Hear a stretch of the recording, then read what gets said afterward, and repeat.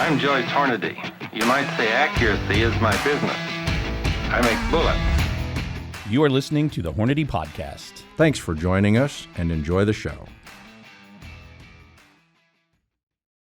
Hello, everybody. Thanks for tuning into the Hornady Podcast. I'm your host, Seth.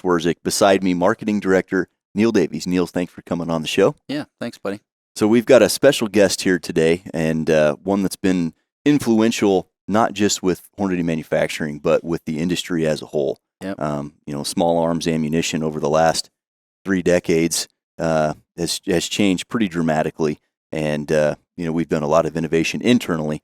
And please join me in welcoming our guest on the show, Dave Emery. Thanks, guys. It's good to be here. It's really good to be back and see y'all. This has a lot of good memories for me. Yeah, and you should. I mean, you were here for a long time. You did a ton of work and development for Hornady manufacturing. But before we get into that, before you were a Hornady employee, you were Dave Emery. So, Dave, tell us where you grew up and what a young Dave Emery was doing and what got you into shooting. I grew up in northern Ohio, actually in a place called Oberlin, Ohio, which you guys may have heard of. I lived there till I was about 12 years old, and I found out at a pretty young age my dad was a paratrooper in World War II, and of course instantly became interested in military, and of course that led to keenly interested in guns, and we played Army constantly, driving people in the neighborhood crazy, running around hiding in their bushes and shooting at each other, and I got you, no you didn't, and all that kind of stuff. And my folks moved out to rural farm country when I was 12.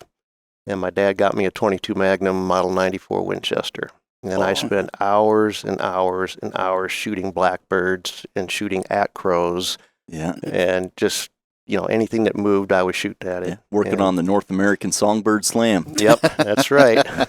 Yeah.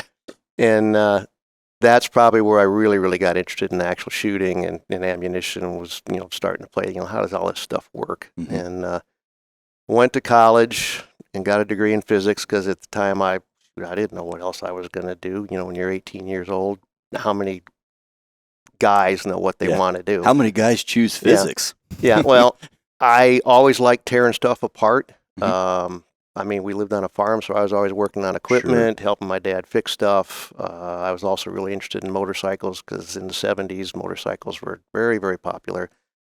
And probably once a year, I bought somebody's torn up motorcycle and fixed it up and got it running and rode it around for a while and sold it. So I was very inclined towards mechanical things and how do things work. Okay. So my dad just said, hey, why don't you go get a degree in physics, because that's kind of along the line of what your interests are. And since you don't know what you want to do, that's probably a good thing to do. Oh, yeah, okay, whatever. Yeah, go be a scientist. Yeah.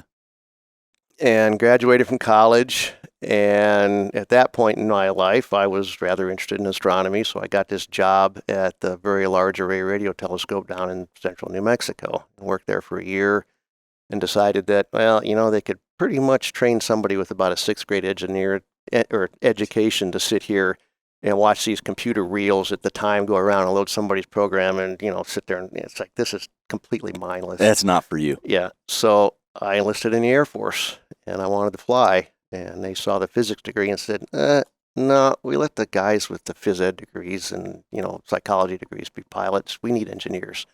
Okay.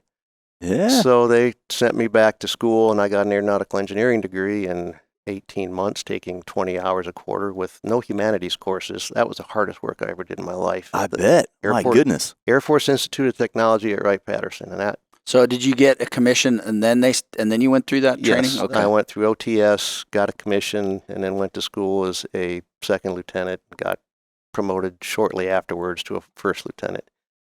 So then they sent me out to, let me think. I tried to get into a flight test squadron so I could at least fly back seat and stuff. Well, the personnel people back then, nothing was computerized, and they lost my records. And every other guy in my graduating class had a job, and I didn't. And the personnel guys from San Antonio came back around, and I said, hey, where are you going to send me? Well, who are you?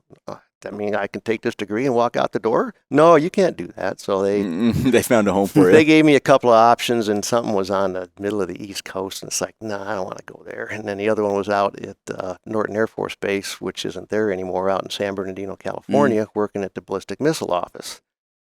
And that's where I got into energetics, because I spent that whole time down at White Sands Missile Range blowing some really big holes in the desert. We were doing 5 kiloton ANFO shots down at White Sands, testing nuclear weapons effects.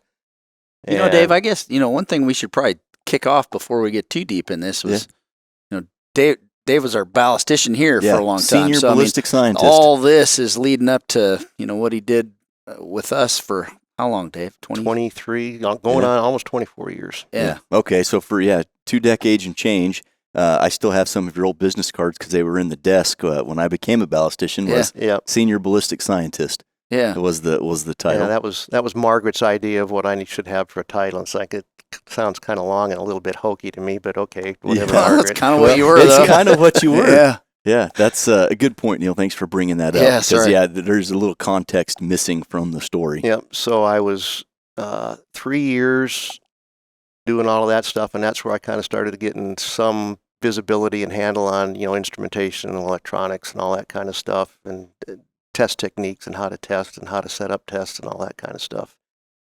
And then I got transferred to the Pentagon because they said, oh man, you're a fast burner. You're going to be an 06 below the zone and all that kind of stuff. And then they made the mistake as a junior captain sending me to the Pentagon. It's like, oh my gosh. Puzzle Palace. How do people survive in this place, and how do people live in Northern Virginia? Yeah, where full bird colonels get coffee for generals. Yeah. So here I am, a junior captain in the Pentagon, but I was filling an 06 slot in the stealth technology office, and it was an interesting job. I had a couple of different projects I was doing on stealth stuff and working in an office full of guys that flew, the stealth fighter and all that kind of stuff, and heard some great stories, but they were sending me out to the West Coast all the time, and that was, I guess, my one big claim to fame in the military, which has now all been declassified, but at the time we were down. That was when the SALT II treaty kicked in, and they were taking the outcomes off, the nuclear outcomes off of the B-52s. And I got there 2 months before they did the Libyan raid on Gaddafi, after they blew up the nightclub in Germany and killed all the guys and all that. And they said, the F-111 guys did just fine going in there, but we'd really like a highly accurate autonomous weapon system that doesn't risk a person. Because back then everything was, laser guided.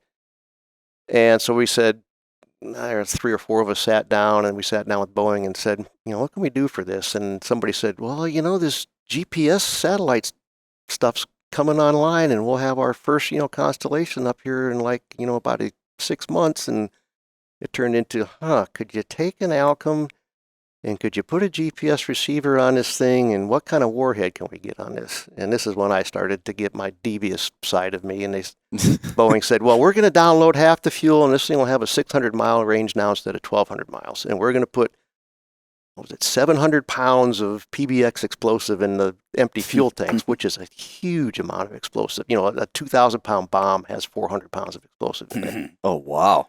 And they said, but we need some counterweight. We're gonna put a 200-pound blob of steel up in the nose. And I said, no, you're not. You're going to take 1-inch steel ball bearings, and you're going to epoxy them in the bottom of this fuel tank where all the explosive is. So you're going to get these 1-inch steel ball bearings coming off this warhead at 12,000 feet per second. Oh, hey, that's a great idea. That is a great idea. So we tested some of those actually down where I worked in New Mexico, and they had some BMPs and a couple of T-55s, and they put those out there, and we tested like a 1-foot section of this explosive. And we were literally firing those 1-inch ball bearings through both sides of a T-55.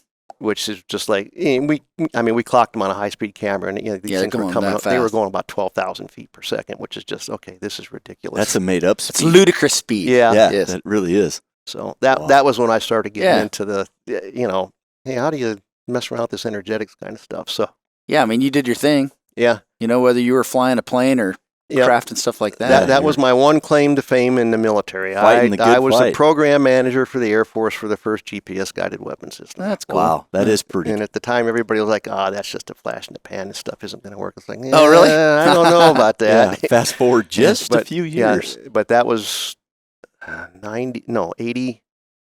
87. And that was right when they were just first starting to get the GPS satellites up. And you had to have 4 of them to have a constellation to get the whole system to work. Huh. Interesting. Yeah. So when did the Air Force start to look like less of a career and more of just a temporary job? When did you decide to make a transition? I absolutely loved the military, and I still feel a connection to and think extremely highly of the military, but it was, when I enlisted, I was ready to be a combatant. I mean, I was mentally prepared. My wife was too. I'm going to go be a pilot. And they didn't let me do that. So, okay, you shoved me over in an engineering job, and it's like, okay, that's great. This is fun. I'm getting to do some cool stuff. And then when they sent me to the Pentagon, it's like, holy cow. I mean, is anybody really in charge in this place? Is anybody really looking at the big picture? It seems to me like it's just a bunch of special interest groups of, as long as I get my piece of the pie of the money, I don't care what happens to anybody else. It's like, who's really running this whole thing? Oh, wow. And I kind of got disillusioned and, of course, hated living in Northern Virginia, and basically came to the point, Kurt was born in Washington, D.C. Okay. And it was basically, okay, so. Yeah, in where? Fort Belvoir. Well, we went for the pediatric care there. Okay. But the cesarean section rate there was 60%. And my wife said, I ain't doing that. So Kurt was actually born at home with a midwife. Oh, really? Okay. Yeah. And I just said, I'm a non-combatant now. I'm basically just an engineer, which is great. I love this, but you're sending me TDY to the West Coast 3 weeks out of the month. I don't really think I want to live like this if all I'm ever going to be is an engineer. And I said, okay, thanks. This has been great, but I think I'll go be a civilian and have a normal family life. Yeah. And I had done work down in New Mexico at the place that I just retired from after 5 years, permanently now. Was it the university then? New Mexico Institute of Mining and Technology. It was then too? Yeah. Okay. Yep. And got a job there and went down there, and here's all of these World War II era howitzers and anti-tank guns and M48 tanks and M60s and all this kind of stuff. It's like, hey, this is really kind of cool. Yeah. And another guy and I that wound up being the director of the place, we were both snotty-nosed young kids in our mid and late 20s at that point in time. And they had a guy doing a lot of ballistics work that had not a clue what he was doing. His basic approach to ballistics was, well, you put powder in it until we can't get the breech open anymore, and then you got to back off a little bit. Well, that worked sometimes, but there were all these guns out there with seized up breeches and split barrels, and it's like, okay, there's got to be a better way to do that. Sounds like some of the folks that call the tech line from kidding. Yeah. So I decided, hey, look, there has to be science involved in this, and started doing a whole bunch of research. And of course, the internet was in its infancy then. Mm-hmm. And dug out a whole bunch of the, DTIC Army document. You guys have probably seen some of that stuff since you were both military, and started finding some of this stuff and reading about it. And I basically went on a 5-year self-taught program of learning how ballistics work, getting software from the Army that they used, and figuring out how to use that, how to model. I spent a ton of time modeling interior ballistics and making propellant models to run these programs. And that's where I really got into the ballistics as it applied to what I did at Hornady. The guys down at St. Mark's, I had done work for them, and they knew what my abilities were, and they called me up one day and said, hey, you want to come down here and help us make powder? And I thought that was probably a career progression, so I did it. Yeah, and St. Mark's is a domestic powder manufacturer, right. The only one here in the U.S. Right. Last I knew, they were about the largest propellant manufacturer in the world, basically. Oh, wow. Those guys they're making it for military, howitzers, foreign and militaries, everything. Yeah, I mean, they make huge amounts of propellant.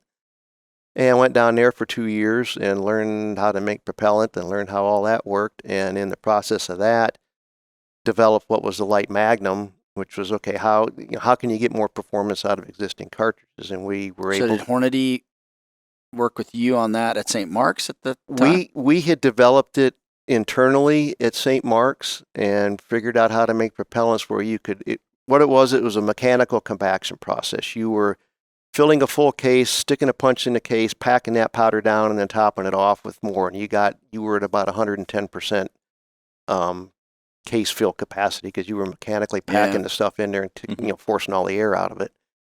And we had it down to where it was perfected, and we know how to do it. And we had hydraulic systems where we could load cartridges there. It wasn't mass production, but we had figured out how to make the powders, how to, it all survived, it all worked. We could get what we wanted.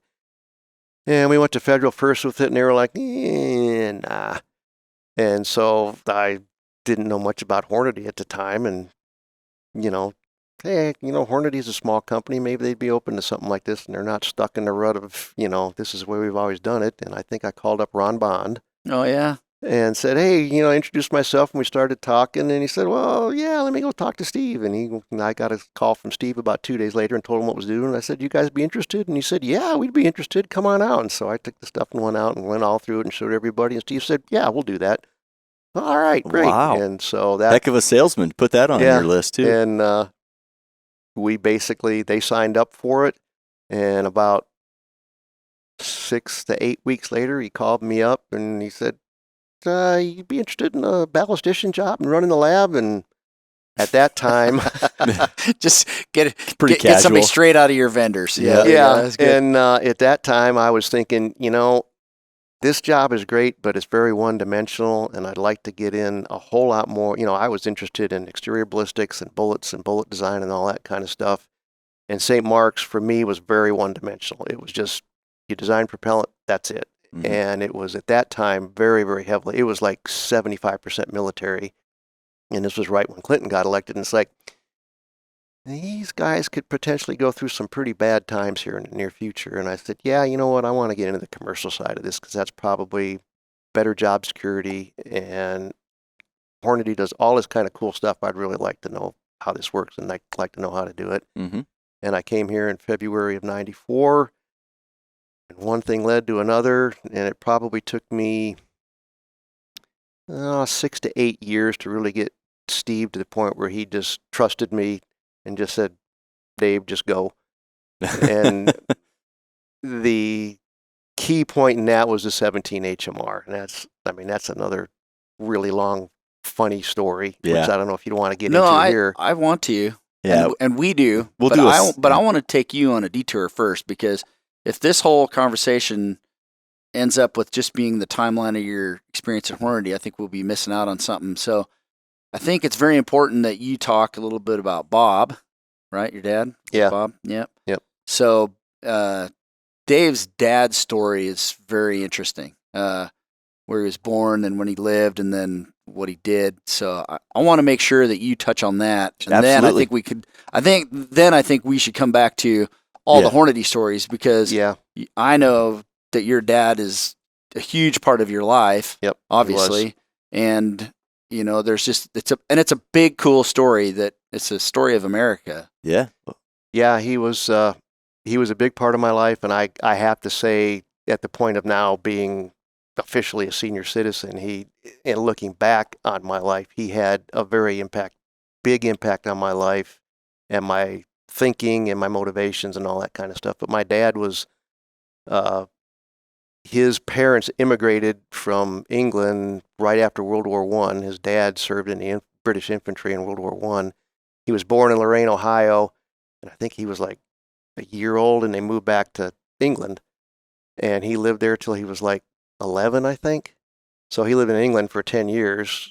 Moved over here, and I can remember him telling my dad made me wear knickers, and I just hated him for that. I always got made fun of. Awkward in front of Yeah. And my dad is probably one of the most intellectual, smartest people I've ever known. He graduated from high school at 16 in 1942, and he worked for 2 years, and then basically his parents didn't want him to enlist, and he just told him, I'm enlisting.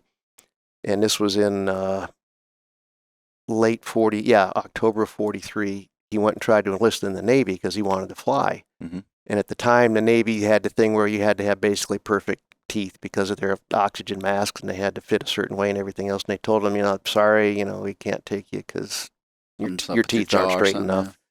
So he said, all right, well, heck with this. I'm going to go enlist in the airborne. So he enlisted in the airborne, and 2 weeks after he did that, he got a letter from the Navy that said, hey, we got this figured out. Come on back. And he said, sorry, too late. So he just barely missed the whole band of brothers first group that went out. He was in the 101st Airborne, 506th Regiment. He was a couple companies down from E Company, the band of brothers. He knew Dick Winters because he wound up being first sergeant for I Company at the end of this, so he had interaction with Dick Winters and some of those guys. But other than D-Day, because I think he said he got to England on D-Day, or just a day or two afterwards, and he was the first wave of replacements that joined up with all those guys when they got back from Normandy. And if you watch Band of Brothers from right after Normandy all the way to the end of the war, my dad was in all of that. Holland. Did he jump in? Oh, yeah, he jumped into Holland. There was only 4 airplanes shot down into Holland, and he was on one of them. Oh, man. And he said, we got hit. He said, the left engine caught on fire. And he said, I was one of the last guys out of the plane. And he said, I was about 400 feet when I went out. And he said, my chute opened about 75 feet above the ground. Yeah. And he said, it slowed me down, but I had no chance to maneuver. Hard, huh? And he said, I landed right on a barbed wire fence. He said, I couldn't miss it. And he said, it just absolutely shredded my pants, the back of my legs, my butt, everything else. And he said, I was a hurting unit, but he said, He was alive. Yeah, he was alive. And he said, I took the pants off the first dead German I came across to have put some pants back on. And he said, about 2 hours later, I decided, this probably isn't the best environment to be in a mixed uniform. Yeah. And so he took the pants off a dead American that he found and got in a U.S. uniform. But he trained in England as a first scout, which was basically the guy that went 400 yards out ahead of the whole company with an 03A3 sniper rifle and was supposed to basically get fired on or find out where the Germans were. And he said it was really, I thought it was kind of stupid, but fire tracers at the Germans. Well, I said the problem with that was the Germans could see where the tracers were coming from. Mm-hmm. And so he said, you fired and got the heck out of there about 100 yards and then, kind of kept going. But that was where my motivation for, the CMP sniper match came in and getting into all of that because of what my dad did with that. But he said, in fact, he said, as far as I know, I was the very first guy into Eindhoven, Holland. Eindhoven, Holland. Because he said, I Company led the 101st into Eindhoven, and he said, I'm walking down the street here, creeping from, doorway to doorway, and he said some Germans started shooting at me out of this church steeple with an MP40, and he said, I thought that was kind of stupid because, 150 yards, you can't hit a broadside of a barn with one of those things. And he said, I wasn't exactly sure where the guy was, but I shot where I thought he was. And he said, apparently I got him because there wasn't any more firing. Yeah, no more noise. Yeah. And he said, once we got into, Eindhoven and the house-to-house fighting, he said, I got rid of that 03A3 in a hurry and picked up a Garand because he said you weren't going to go into a house with a bolt-action rifle. Mm-hmm. But I could go on for hours about what my dad did in the war. And he wound up getting Bronze Star, 3 Purple Hearts, Silver Star. Yeah, he was highly decorated. At Bastogne, his company was basically getting cut off by the Germans, and a German Jeep came by with an MG42 on it. And he said, I got lucky. He said there were 2 guys in it, and he said I was hiding in the ditch, and he said I lucked out and timed it just perfectly, popped the spoon on a grenade and tossed it up in the air, and it came down right in the Jeep and blew up and killed them both. And he said, I turned it around and drove back into the German lines and stopped their infantry with that MG42, and then the tank showed up, and he said, oh, crap. And he said, I turned around, was trying to get out of there, and he said the second shot, they hit the Jeep, and he said, I bailed out of that thing and finally got back to the lines, but they decided, what his commendation for the Silver Star said was they basically stopped the Germans long enough and distracted the tanks long enough for his company to be able to withdraw. Wow. And he said that night I finally got back to U.S. lines, and he said Bastogne was as bad as all the books said. He said for like a week we had almost no food, and he said it was so cold. Yeah, wow. I don't know how you deal with that. But you gotta tell about the Luger. Oh yeah, the Luger was in the middle of January when they'd finally stopped the Germans and were starting to push them back and push them back out of there. And they were, what did he say? There was like 11 guys left walking in his company out of 132 that went in there. And he said, I was the guy leading the company. He said, I was the highest ranking NCO as a staff sergeant. Yeah. Mm-hmm. And he said, we were coming out of some woods and got attacked by a German Panzer. And he said, the bazooka guys hit it and it stopped. And he said, I was the first guy on the tank. And he said, I had a pin pulled on a grenade and lifted the hatch to throw it in. And he said, it was pretty obvious I didn't need to do that, and put the pin back in it. And he said, the commander was in pretty bad shape. He said he'd been hit by the jet from the bazooka. And he said, he said he didn't have any head left and his chest was about gone. He said, but then I saw a Luger on him. And he said, my best friend from high school who went into the Merchant Marines, who got hurt real bad by a kamikaze, he said, wanted me to bring him back a Luger. So I cut the guy's belt and pulled his Luger off and stuck it in my musket pack and kept going. And I knew from a kid looking through all his war stuff, he had the little, okay to bring this piece of stuff back, signed by some first lieutenant somewhere. And, hey, Dad, where's the Luger? because I knew what a Luger was, at Oh, about yeah. 8 years old. And I gave it to my best friend in high school. And I thought, oh, really? Come on, man. And so, I just kind of ignored that. And what year was it? It was about 2006. And I got a call from my dad, and he said, hey, Gordy called me up and asked me if I wanted that Luger back. And I told him no. And I said, no, you call Gordy back and tell him I want that Luger, and I'll buy it from him if I have to, but I want that Luger. And I got a letter from his friend Gordy about a week and a half later that said, oh, I'd be delighted to send you this Luger, and I know how this stuff works and what, it's part of your dad's history and all that. And so this package came, and it's like, well, what's going to be in here? And I opened this thing up. Absolutely pristine Luger. I mean, not a mark on it. There's a little bit of wear on the muzzle from where it was in the holster. Yeah, I mean, the guy was a tanker. He probably, and it was a Russian Tokarev holster, I think. So it's really? Like, at that time, I mean, the Germans were grabbing whatever they could get to put stuff in. But I mean, it's a 1937 Mauser Luger. It's still got the yellow straw color on the extractor and the trigger and everything else. And it's like, man, this thing is just absolutely pristine. And it's like that. Yeah. That's a pretty cool piece of history, and got to be not chilling, but I don't know what, uniquely connected to hold on to something that many years ago your dad reached down into a tank and cut it off a guy's belt, and you're holding that same piece of history. I know. It's sobering in a lot of ways, but I mean, I could tell you stories of my dad's because I researched that for about 10 years. I mean, I read everything I could find on it. In fact, he's in a couple of books. I think there was a guy by the name of George Koskamaki. He was a radio operator for the headquarters company, the 506, and he wrote a whole bunch of books. And my dad's mentioned in one of them when they were in Holland. And it said that the Germans were infiltrating across the Rhine and doing these nighttime raids on the Americans all the time that were stationed on the other side of the Rhine. And my dad's company was stationed in like this apple orchard. And it said this trooper by the name of Emery, they spelled the last name wrong. They spelled it Emery, but I said, that's got to be my dad. And it said this trooper Emery, wired all of these grenades in these apple trees and had all these pole wires back to like this outhouse. And they said he would sit in there for half the night. And if he heard somebody, just give it a go. And he said after that, he said, nobody went into this apple orchard. Yeah. And I called up my dad and I said, Dad, did you do this? And I kind of heard him chuckling. Yeah, I did that. Like, come on in. Yeah. That's ingenuity right there. Yeah, but I mean, we could make 4 hours of stories out of what my dad did. I've got it all. He went to, I think when we went to Camp Perry the first year we did the sniper match, which was maybe 10? Yeah, about then. They invited him there, and they spent 2.5 hours. Their historian interviewed him, and I've got the whole oral history of that. That's cool. Yeah, but it's,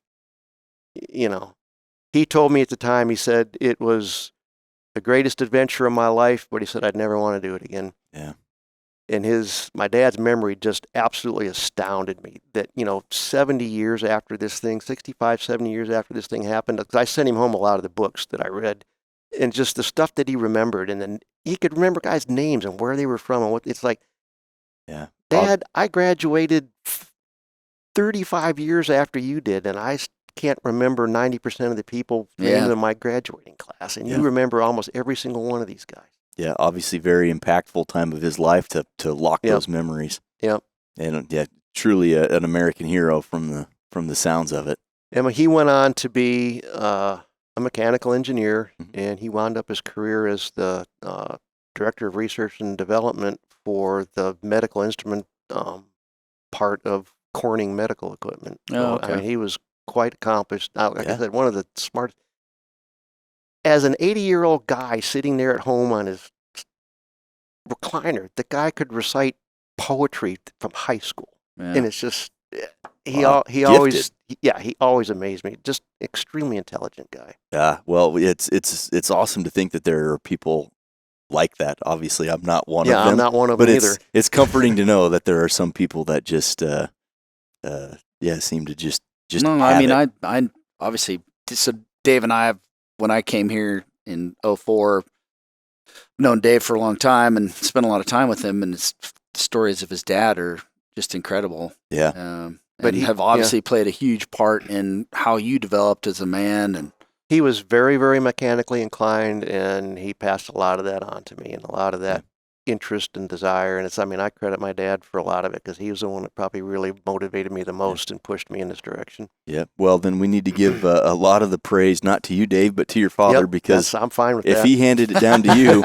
Oh, Dave, you did your own thing. Yeah. You did okay. I did my own thing. Yeah. I did. Well, once you got here, it seems like you quickly went to work.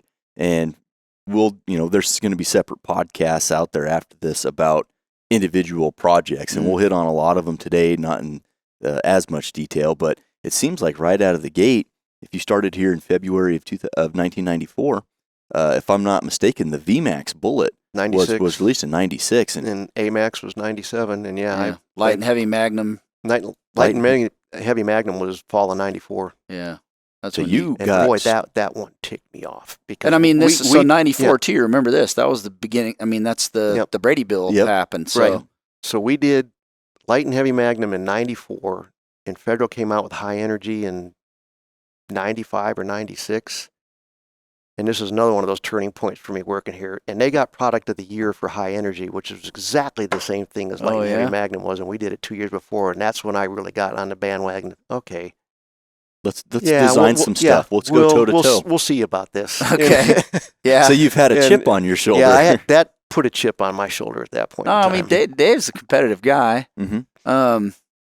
It's about winning, but doing good things. Oh, If you do good things, the accolades people just come. will Yeah. recognize it. I can remember having a number of conversations with Steve about why is the industry doing this and doing it this way, and why hasn't anybody looked at anything different? Well, that's just the way it's always been done. Yeah. Well, that's a dumb reason. Right. That is, I mean, yeah. come on. There's a lot more stuff out there than this, and there's a lot more technology and understanding of technology than this. I mean, we're still dealing back here in the 1950s. Yeah. Well, when you're looking at the interlock bullet, for example, still a great bullet. Good design, but at the time, in the early and mid 90s, you can do better things. So we worked through the tipped bullets, like you said, in 94, the AMAX in 1997. But I mean, ballistics is a really obscure science, I guess, but I don't even know how to explain it. It was just something that really, really interested me and really, really motivated me. It's like, I want to know how this works, and I want to know how to do this stuff. And yeah. And your formal education and your time with the Air Force really aligns well with... All of that kind of played into it. And, not that I'm purposely trying to stroke Steve or anything, but I think he saw the potential and what could happen after the first few things that we did and what the capabilities were here. And when I can remember the conversation one day, he finally just said, just let me know what you're doing. You just go off and do your thing. Just let me know what you're doing. And that's when stuff really took off. Yeah. And what a compliment to get that from the president. He supported it. He just, I give Steve a lot of credit for that. Yeah, and it takes... he let you run. He gave you the reins. Yep. Yeah. And I mean, some of this stuff was risky. I mean, lever evolution. I mean, I can remember us talking about that. He's like, oh, man, I don't know. You really think this will sell? Like, yeah, I think he'd sell the living daylights out of this. Yeah. All right, we'll try it. Well, you've created the standard, in air quotes, of a lot of things. When you look at varmint bullets, I mean, the VMAX bullet industry-wide, I mean, there's plenty of good varmint bullets out there, but the Hornady VMAX is kind of the bullet. It's turned into the standard, yeah. Yeah, and the same thing with lever evolution. I know there's a lot of people that the 4570, 325 grain lever evolution, that's the 4570 ammo. Yeah. It is. Yeah, you've created a lot of quote-unquote standards. And now, before we got into the part about your father, Neil had mentioned the 17 HMR, or you had mentioned rather, where Steve handed you the reins and said, I trust you to run with it. Hold on. No, that was after the 17 HMR. We can all laugh about it now, and it's a joke, but I mean, at the time, I was kind of bored. I mean, and I wanted to do something that I didn't know how to do, and I was honestly kind of bored. And I said, I want to know, I basically said, how does this CAD stuff work? So I kind of rudimentarily taught myself how to do CAD work and started messing around chamber drawings and cartridge drawings and all that. And my dad, I don't know, at that point in time, he was in his late 70s, and he'd had a 22-250 that I got him in 1975 for Christmas. And he said, man, Dave, I just don't really want to shoot this thing anymore. It's loud, and it's more recoil than I really want to put up with. And he was always shooting woodchucks, and he had loved birds. He had all kinds of bird feeders out there. He damn squirrels are getting in my bird feeders, you know. And he had a 22, and he said, I can't hit him very good with this 22. So I had basically custom built him a 22 Magnum, you know, glass bedded the thing, put a recoil lug on it, you know, lapped the barrel. I mean, I still have that gun. And with the 30 grain VMAX load, that gun will shoot under 1 inch at 100 yards, which is phenomenally accurate for a 22 Magnum. And I was going to send that home to him. And in fact, I did. I gave it to him, and he says, yeah, this works pretty good. And at the time, I thought, you know, this 22 Magnum is kind of an interesting case. You know, what would happen if you necked this thing down to 17 and put an itty bitty little VMAX bullet in this thing, and, you know, what's out there for powders? And I found out that about 10 years before that, Federal and Rick Jameson had messed around with it, but, you know, the powders they had at the time and the chamber designs they had at the time, they really didn't get enough out of it to make it look, you know, really interesting, and they were having problems with blowing the case heads and all that kind of stuff. And Doug Durner was in the lab back then, right? No, he wasn't. Doug was customer service. Oh, at he that was. time. Okay. But he and I, because like there was the VAR Targ and like right there some other little things around. Yeah, all that stuff led to the 204 Ruger. Okay. Mm-hmm. But so I started messing around with that, and I made up my own little sizing die and called up Brett Olin at CCI and got, you know, 500 22 Magnum cases, and I started sizing down these cases, and I kind of got with, I think the original bullets I made, I was taking the 25 grain hollow point, and I was parting off the back of the bullet to get down to, you know, like a 17, 18 grain bullet, and started messing around with powders and was trying to estimate pressures and all that off of, you know, measuring head expansion with a micrometer and all that kind of stuff, and kind of came to, you know, little gun and said, man, you know, I can get like 2,600 foot per second out of this bullet. And that's, boy, you know, that's crowding pretty hard on a 22 Hornet and a little rimfire, and decided to make a gun. And I had a Sears 22, it was made by Marlin, but it was a Sears branded 22 that I got from my grandfather, who my grandmother took away from him when he shot a hole in the roof. Oh, no. Yeah. And I rebuilt that, restocked it. I took an old shot out 17 Remington barrel that Kevin had, and it was, I mean, I looked at the thing with, you know, the bore scope, and it had about 3 inches of free bore in it, you know, so I cut it off to 21 inches and had a chamber reamer made by Pacific or somebody, and put a gun together and started shooting it. It's like, holy cow, this thing is really accurate. And Doug and I went out and started messing around with it and shot some prairie dogs. And I mean, we were hitting prairie dogs at 200 yards with this little rimfire, and, you know, shot some raccoons and all that kind of stuff. And I think it was a lunchtime. I was messing around, loading up a few more rounds of ammo, and Steve came down and saw it and said, what are you doing? I've just been messing around with this on the weekends and on my lunchtime. Well, what is it? Oh, it's a 22 Magnum neck down to 17. I'm just, well, why are you doing this at work? Well, I'm not doing it. Yes, okay, I'm using your electricity in the lab. Sorry, Steve, but I'm doing all of this on my own. I'm doing all of this on my own time, okay? Well, I don't want to see you messing with this anymore, because this is an approved project, and you quit doing this, and if I see you messing with this anymore, I'm going to fire you. Okay, I'll quit messing with it. And of course, I kept messing around with it. Yeah, of course. Yeah, president of the company says stop. So I finally got it really figured out. Black Ops, man. Yeah, Black really Ops. working, and I kind of started approaching with it, and I said, Steve, man, I really think this thing would just absolutely take over the rimfire world, because I said it's a transparent change to the 22 Magnums out there. It's a barrel change, nothing else. That's it. Magazines, no, we're not messing with that. And so this went on for, I don't know, 3 or 4 months. So I finally said, okay, we're going to make this a little more interesting here. And at that time, I was pretty good. I can't even remember the guy's name now, but he wrote Small Caliber News. You might have remembered that magazine. Yeah, sure. It was I've got his contact info probably still on my phone somewhere. Quarterly magazine, I think, but it was out of all Ohio or Pennsylvania. Yeah, he was out of Ohio. Yeah. And it was a guy that was writing a nice little magazine all about hunting and shooting and cartridges for, small caliber, 14, 17, 20s, that kind of stuff. And I wrote a complete article about this little 17 I'd been messing with. With your name or somebody else? No, it wasn't my name. And, all the performance I'd got and everything else, and I put, as an author, Paul Davis. Yeah. and I did it because I knew Steve got that magazine because I saw it sitting on his desk. And I said, well, let's just see what happens here when this comes out. And why Paul Davis? Is that still a secret you need to keep? I lived in St. Paul, Nebraska on Davis Street. Yeah. So that's what. Yeah. So Paul, there's a few articles that have been written by Paul Davis over the years. Yeah. So, I knew the magazine came out, and about the next day, Steve came running down here and he goes, "Dave, did you see this magazine?" I said, "What magazine is that?" Steve, "This Small Caliber News." I said, "What about it?"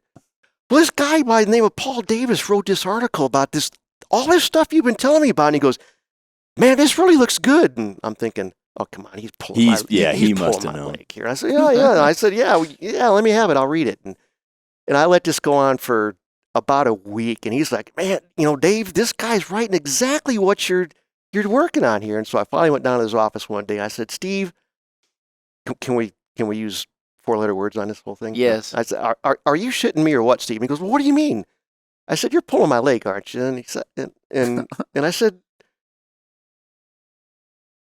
"Do you know who Paul Davis is?" "Well, yeah, it's some guy named Paul Davis." And I said, "No, you big dummy, that's me." And he said, "You?" He said, "How'd you come up with Paul Davis?" "I live in St. Paul, Nebraska, Steve, on Davis Street." "Oh, you son of a bitch, Emery." And then after that, it got into, "I don't want you talking to anybody else about this." He said, "I'm going to go out through Daryl Inman at CCI, and we're going to talk about this." And so it got going. And then I can remember having the conversation after it all pretty well got figured out. And, Brett Olin from CCI, who's retired now, he's the guy that really figured out how to mass produce it. Mm-hmm. And I can remember him saying, "Well, how many rounds do you think we need to order the first year, Dave?" He said, I think I'll order 4 million rounds. I said, "I think you're off by at least an order of magnitude." "Oh, no way, Dave. There's no possible way you're ever going to sell that much." And I said, "Steve, you're talking 22 Magnum platforms, which everybody and their dog makes, and all they have to do is change the barrel. Nothing else. That's all they have to do is change the barrel. And it's going to be the most accurate rimfire rifle with twice the range of anything else out there." I said, "They're going to sell the living snot out of this." Mm-hmm. "Nah, I don't think so." And I think the first year we had orders for almost 100 million rounds. Yeah. Wow. Yeah. Yeah, and so we just celebrated here not that long ago the 20th anniversary of the 17 HMR. And I tell you, so when the 17 HMR came out, I wasn't working here then. Obviously, I know the stories because I've been around. But that was, as a consumer, that was some of the first times that I really started paying. I'd bought Hornady bullets in the past. I'd loaded Hornady bullets, but it's really the first time I started to notice a lot more buzz about Hornady. That's a lot of print Hornady, ads, a lot of articles were being written, and it was starting to it helped the company cross a ledge. It was, I think, turn a corner. Maybe the first time Hornady ever got front page on Rifleman magazine. Yeah, it was life size 17. Mark Keefe. Yep, Mark Keefe. Yeah, Mark Keefe and I mean that was really the event. I think it was after that where Steve finally sat down one day and he said, "Okay, just let me know what you're doing. Let me know what your ideas are, but you just go." And so, looking at it, not that the company didn't make ammo before that. It always said made ammo, but that was really kind of the beginning of the company's ascension, if you will, into the. Even though it wasn't ammo that we loaded. But it got his press and it creative got his visibility, side. and it started establishing that reputation of innovation. Innovation. And that innovation. Once he handed you the reins, we don't have to spend a ton of time talking about each of them, but once he handed you the reins, immediately following that, I feel like there was just a home run product development at least every couple of years, whether that would be Superformance, Lever Evolution. It was almost every year. SST. Didn't we have a running record of like 10 years in a row of product of the year? Yeah, and the thing that I would always go back to on some of these is some of the products we did were not, some are Grand Slam home runs, some are, out of the universe home runs, and some were just kind of a base hit. But even on a base hit, you learn something that then went into the next product that would be a Grand Slam. So it was kind of an interesting time there where all of the 30 TC. That 32 TC led to the 6.5 Creedmoor. Yeah. Well, it also it led to the 30 TC.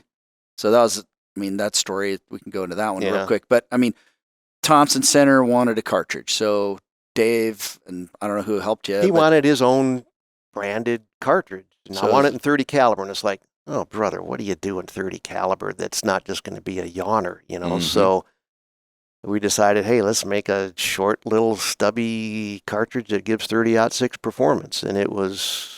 And that's when you dug in and created essentially Superformance propellants, because this relationship with St. Mark's at the time.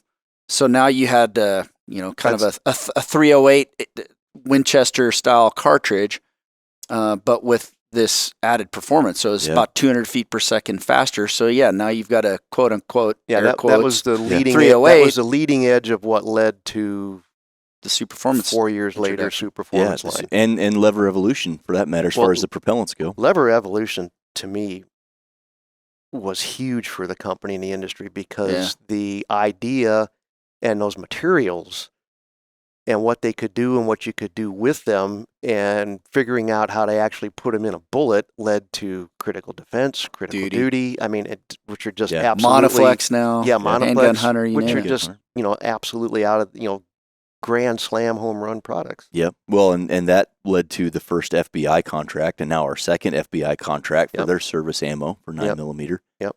Just been remarkable. And then you mentioned the Creedmoor, and we'll have a completely separate podcast that'll be an hour of just 6.5 Creedmoor and that whole story.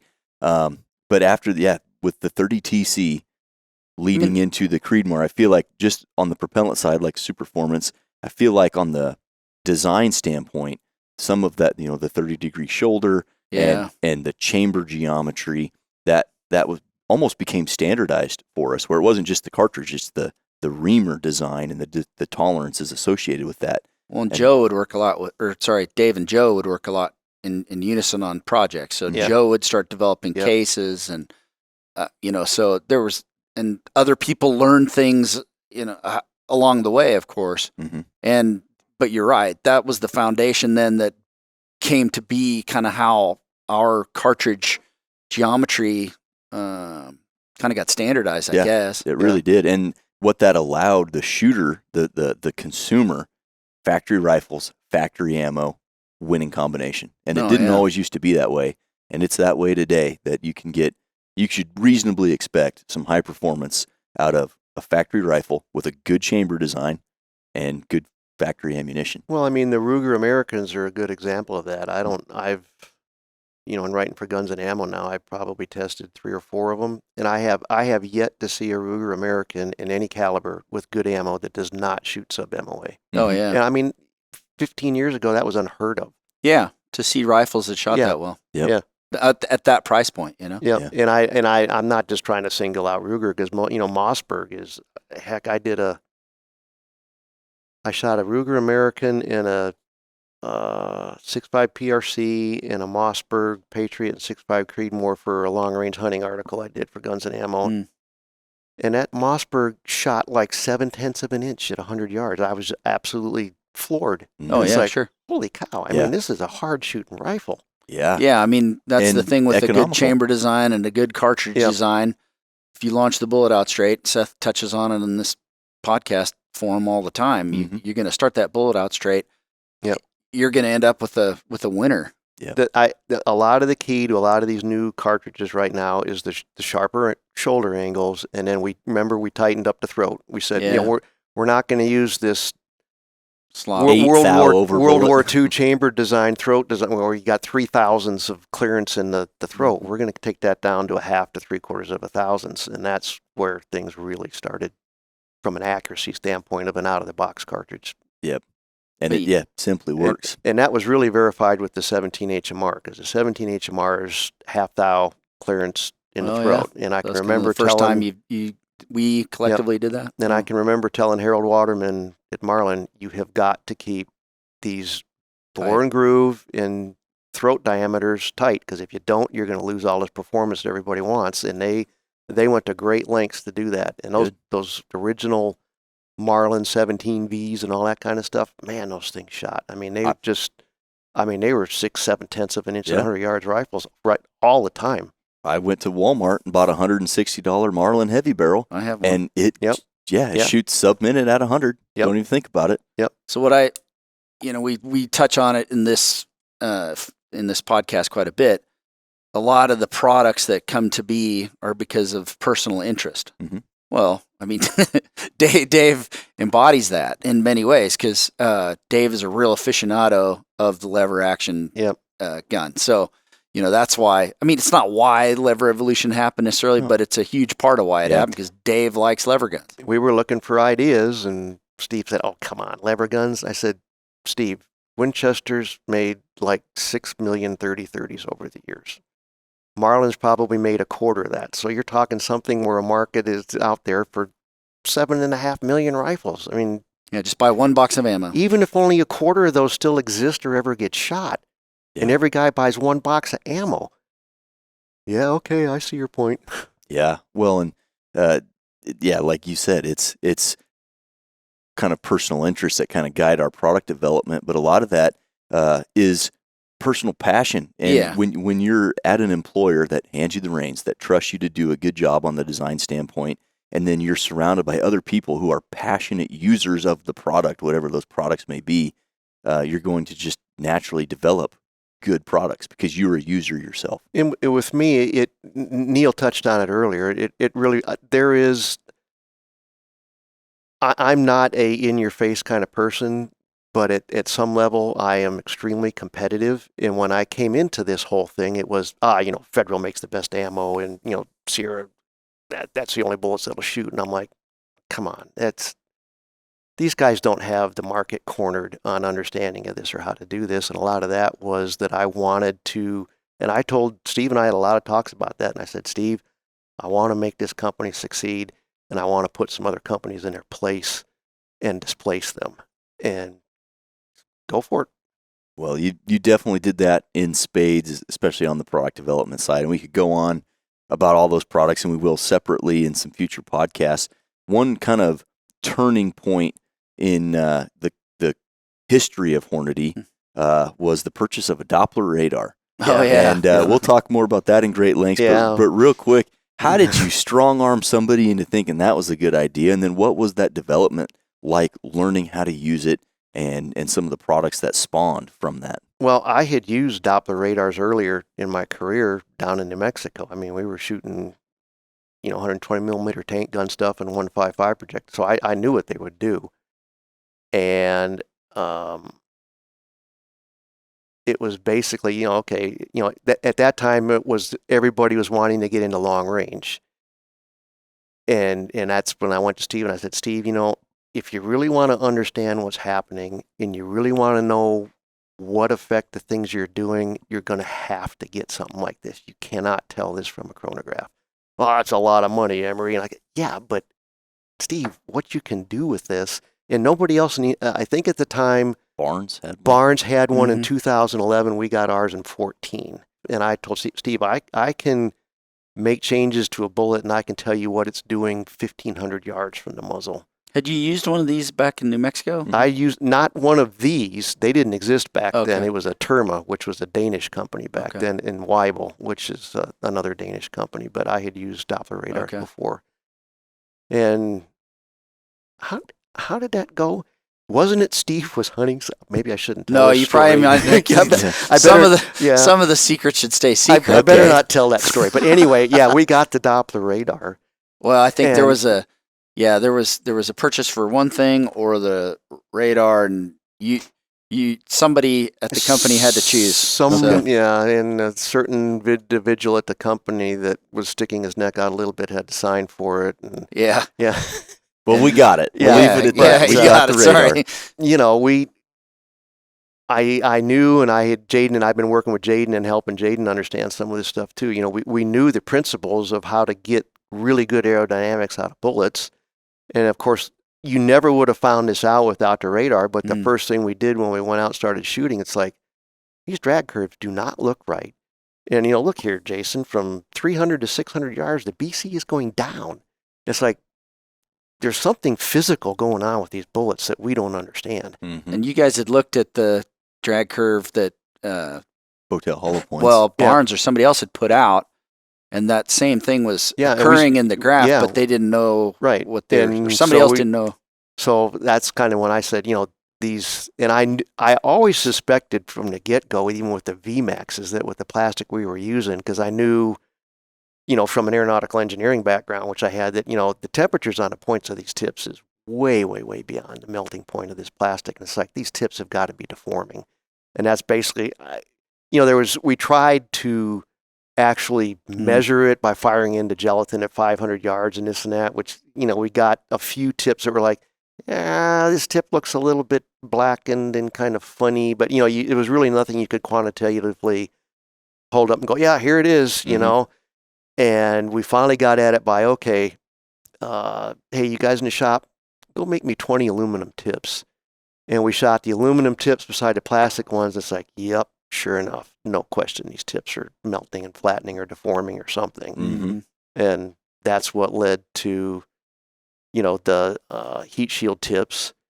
And further work led to the A tips. And I'm not going to say on this podcast what some of the other stuff we found out. Yeah. That is why the A tips are made to where they are. But you would have never found out any of that stuff without a radar. There would have been no way to measure that. And I feel like the ELDX and ELD match is now kind of like the 17 HMR and Lev Revolution is one of those standards. It's kind of an industry standard. The white box, red lettering, Hornady match ammo is kind of the standard for factory match ammunition out there. And I'm not going to say that there aren't maybe guys with PhDs sitting at the Army Research Lab that maybe didn't know some of this stuff that we found out. But, from our standpoint, it was like a lot of that stuff isn't in publication. No, it's not in publication right now. And you don't know about it. Mm-hmm. But, Jaden and I going out there screwing around and, oh, hey, that's interesting, And it is, and that's the other part to this whole thing. I mean, Dave, you and several other people in the company, but there's a bit of a guild here, there's Dave, there's Joe Thielen, obviously, Joe Thielen, Mitch Middlestad, bunch of the other engineers, Jeremy Millard with Lev Revolution back in the day, and then Jaden, and heck, you Ryan worked with Jaden. So, I mean, one begets the other, and this institutional knowledge just kind of trickles down. There is a lot of institutional knowledge, and some of the stuff that Dave referenced about, that we learned with the radar, that's still institutional. It's not published anywhere. Yep. And one thing I can say from working with Jaden as long as I did, Dave must have done a tremendous job in sharing not only his knowledge, but the way he approached a problem set and his problem solving steps, because Jaden would reference that a lot. And so Dave, you must have shared that well, and our senior ballistician now, Jaden Quinlan, is off and running to... Yeah, you should be happy about that, because he's on his own program, and he's amazing. Just between, you guys, that was part of my decision for retiring from here when I did, because it's like, I've had my run, and it's been an awesome run. And, it's definitely starting to plateau, and it's like, hey, there's, a couple guys here that need to have some room to move up. And that honestly did go into some of my decision to retire when I did. Well, you definitely handed it off nicely, because Jaden's done a phenomenal job. And he's had some home runs. Oh, yeah, he has. In a big way. Yep. Grand slams. And, to deflect even more, back to Joe, Joe's got some background in aerodynamics from the degree he got, because he did some work with that in college too. And really, Joe, me, and Jaden, there were a number of afternoons after some radar testing or reducing some data, we all sat and it was a three-way bouncing stuff off. And Joe definitely played a significant role in a lot of that. So, and I don't want anybody to think that I'm the guy that did all this. Yeah, it takes a village, as they say. No. Yeah. But it's just, you and these guys, everybody contributed immensely to some of these incredible advancements. I may have been a catalyst and a motivator, but there was far more people that contributed to all of this than just me. Well, it definitely changed the scape and the scope of what Hornady is today. And so we have a lot to thank you for that. So you you mentioned you elected to retire from Hornady, and you kind of put a cherry on top of a career in ballistics with your final employment there. So you're completely retired now. Yep. Real quick, once you retired from Hornady, like I said, you put a cherry on top of a career that was pretty darn impressive already. What'd you do after Hornady? Well, my wife and I had lived in New Mexico for about 6 or 7 years, very early in life, right after we got out of college, and we really liked it down there, and kind of always had a desire to go back there. And as you guys know, winters in Nebraska can be pretty crappy. And I was, as I got older and older and older, and you guys will probably find that out too. As you get older and older, the cold just got me more and more and more. And I just got up one morning and told Linda, I like Nebraska. I love the people here, but I want to go somewhere that's warmer. and I'd like to go somewhere that's got a lot more public land than there is here.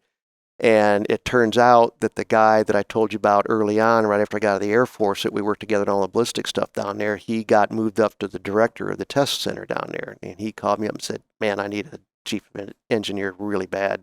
Would you come back here and work? And that's at the New Mexico school? New Mexico Institute of Technology. It's a mining and technology school. It's ranked up there in the top 10 technical schools in the country. It's a very, very good school. And I told him, how many years do I have to work before I can get retirement? And you got to work 5 years. Okay. Yeah. So I'd worked just long enough to draw some retirement from New Mexico education system, and spent the end of my career doing ballistics work again. I was shooting 120s, 155s, 105s.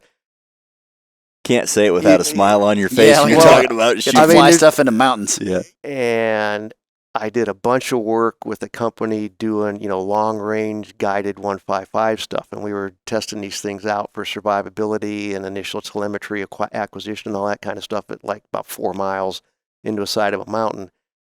And there's just something really cool about shooting a 155 at 4 miles, and you're sitting there waiting almost 7 seconds for the thing to hit the hill, and you can almost watch the thing go down there if the sun's just right. Yeah. And it's like, oh, yeah, there it is. There's no doubt when that 155 round hits the side of a mountain. Yeah. You've probably seen that, Seth. You probably did too. You probably saw some artillery fire. And it's just all of the stuff we did at Hornady directly applies and directly scales up to this large scale stuff. Awesome. Well, like I said, it's kind of a cherry on top of the career. Now, hopefully, fully retired, you can do some writing, do some more bird hunting. I know you like your wing shooter. So that's a hell of a career for. That's the right term. That's a hell of a career. There's a few other little things, though. I mean, Dave, President's 100 shooter back in the day. Oh, I was going to say the CMP Awards. Yeah. Used to go shoot Camp Perry all the time. And then... That was a fluke. Oh, yeah. God. Yeah, you accidentally... With an M1A. Yeah. That was the right shooter being in the right place on the right day, because that was the day when we had a bunch of the day we shot the President's 100, a line of thunderstorms went through the night before, and it got really cold, and it was Nebraska windy that morning. It was 25 to 30 miles an hour. And for me, it's just like, well, it's kind of like shooting a duck. Don't pull the trigger till it comes back. An offhand, it's like, don't pull the trigger till it's coming back into the black.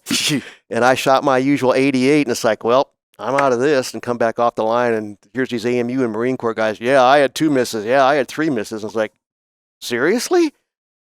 Holy cow, what'd you have? Oh, I had a 48. Really? Yeah.